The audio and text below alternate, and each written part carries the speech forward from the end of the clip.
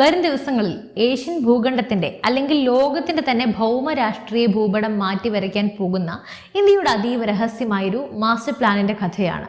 ലഡാക്കിലെ മഞ്ഞുമലകളിൽ ഇന്ത്യൻ അതിർത്തിയോട് ചേർന്ന് ചൈന തങ്ങളുടെ അത്യാധുനിക മിസൈലുകളും റഡാറുകളും വിന്യസിക്കുമ്പോൾ പടിഞ്ഞാറൻ അതിർത്തിയിൽ പാകിസ്ഥാൻ പുതിയ ഡ്രോൺ വ്യൂഹങ്ങളെ അണിനിരത്തുമ്പോൾ ഇന്ത്യൻ പ്രതിരോധ മന്ത്രാലയത്തിന്റെ അടച്ചിട്ട മുറികളിൽ ഒരു രഹസ്യ കോഡ് നാമം കുറിക്കപ്പെട്ടു: ഓപ്പറേഷൻ സിന്ദൂർ 2.0. അതെ, ഇന്ത്യൻ സായുധ സേനയുടെ ചരിത്രത്തിലെ ഏറ്റവും വലിയ റീസ്ട്രക്ചറിംഗ്, ശത്രു രാജ്യങ്ങൾ സ്വപ്നത്തിൽ പോലും വിചാരിക്കാത്ത തരത്തിലുള്ള ഒരു ഡിജിറ്റൽ ചക്രവ്യൂഹമാണ് ഇന്ത്യ അതിർത്തികളിൽ തീർക്കുന്നത്. എന്താണ് ഓപ്പറേഷൻ സിന്ദൂർ 2.0? കരസേന മേധാവി ജനറൽ ഉപേന്ദ്ര ത്രിവേദി മേൽനോട്ടം വഹിക്കുന്ന ഈ പദ്ധതിക്ക് പിന്നിലെ യഥാർത്ഥ ലക്ഷ്യമെന്ത്? ചൈനയും പാകിസ്ഥാനെയും ഒരേ സമയം മുട്ടുകുത്തിക്കാൻ ഇന്ത്യ ഒരുക്കുന്ന ആ അദൃശ്യ ആയുധമെന്ത്? നമ്മൾ ചിന്തിക്കുന്നതിലും വേഗത്തിലാണ് ആഗോള യുദ്ധമുറകളൊക്കെ മാറിക്കൊണ്ടിരിക്കുന്നത്.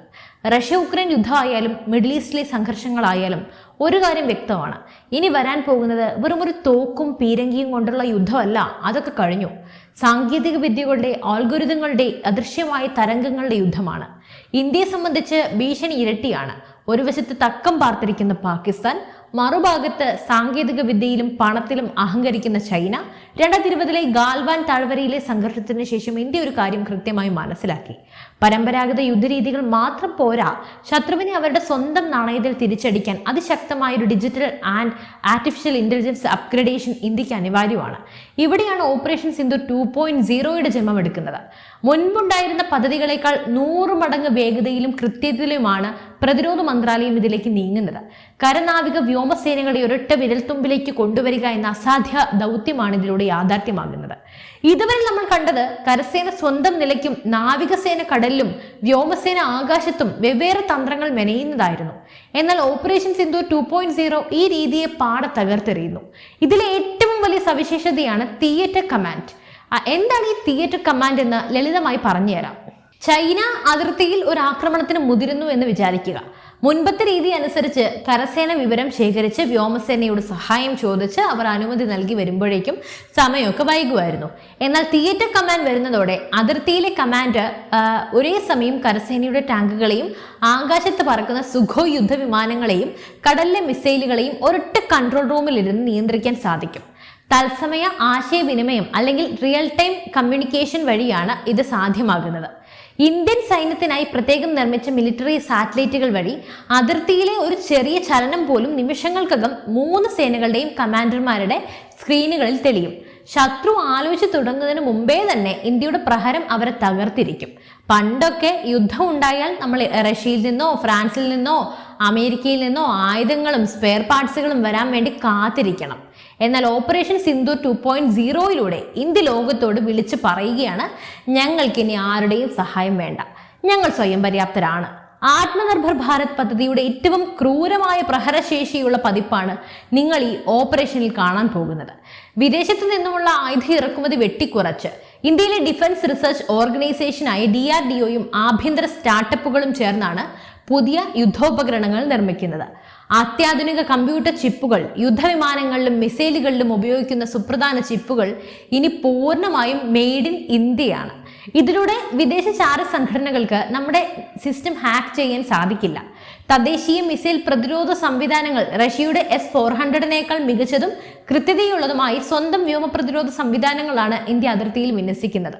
രഹസ്യ കമ്മ്യൂണിക്കേഷൻ ശൃംഖല, വിദേശ ഉപഗ്രഹങ്ങളെ ആശ്രയിക്കാതെ ശത്രുക്കളുടെ ജാമറുകളെ നിഷ്പ്രഭമാക്കുന്ന ക്വാണ്ടം കമ്മ്യൂണിക്കേഷൻ സാങ്കേതിക വിദ്യയാണ് ഇന്ത്യയുടെ സേന സ്വന്തമാക്കുന്നത്. ഇനി വരാൻ പോകുന്നത് ചോര ചിന്തുന്നതിന് മുമ്പും ഡാറ്റകൾ ചിന്തുന്ന യുദ്ധമാണ്. ഈ ഭയപ്പെടുത്തുന്ന യാഥാർത്ഥ്യത്തെ ഇന്ത്യ എങ്ങനെയാണ് നേരിടുന്നത്? ഇവിടെയാണ് ഓപ്പറേഷൻ സിന്ദൂർ 2.0 അതിന്റെ യഥാർത്ഥ പ്രഹരശേഷി പുറത്തെടുക്കുന്നത്. കാമികാസി ഡ്രോണുകളുടെ വ്യൂഹം. ഇന്ത്യ ഇപ്പോൾ വൻതോതിൽ നിർമ്മിച്ചുകൊണ്ടിരിക്കുന്നത് ആത്മഹത്യാ ഡ്രോണുകളാണ്. ശത്രുവിന്റെ റഡാറുകളുടെ കണ്ണു വെട്ടിച്ച് പറന്നു ചെന്ന് അവരുടെ ആയുധപ്പുരകളിലേക്ക് നേരിട്ട് ഇടിച്ചിറങ്ങി പൊട്ടിത്തെറിക്കുന്ന മാരകമായ ഡ്രോണുകൾ. ലഡാക്കിലെയും അരുണാചൽ പ്രദേശിലെയും കുന്നിൻ ചെരുവുകളിൽ ഈ ഡ്രോൺ വ്യൂഹം കാവൽ നിൽക്കുമ്പോൾ അതിർത്തി കടക്കാൻ ശ്രമിക്കുന്ന ഏത് സൈന്യവും ചാരമായി മാറും. ഇനി ആന്റി ഡ്രോൺ സംവിധാനങ്ങൾ. പാകിസ്ഥാൻ അതിർത്തി വഴി മയക്കുമരുന്നും ആയുധങ്ങളും കടത്താൻ ഡ്രോണുകൾ ഉപയോഗിക്കുന്നത് നമ്മൾ കാണാറുണ്ട്. എന്നാൽ ഇന്ത്യ വികസിപ്പിച്ചെടുത്ത ലേസർ അധിഷ്ഠിത ആന്റി ഡ്രോൺ സംവിധാനങ്ങൾ ശത്രുക്കളുടെ ഡ്രോണുകളെ ആകാശത്ത് വെച്ച് തന്നെ കരിയിച്ച് കളയാൻ ശേഷിയുള്ളതാണ്. അടുത്തത് സൈബർ സ്പേസ് കമാൻഡാണ്. യുദ്ധം തുടങ്ങുന്നതിന് മുമ്പ് ഇന്ത്യയുടെ പവർ ഗ്രിഡുകളും ബാങ്കിംഗ് സംവിധാനങ്ങളും തകർക്കാൻ ശത്രു രാജ്യങ്ങളിലെ ഹാക്കർമാർ ശ്രമിക്കും. ഇതിനെ പ്രതിരോധിക്കാൻ ഇന്ത്യ ഒരു സൈബർ കോട്ട തന്നെ നിർമ്മിച്ചിട്ടുണ്ട്.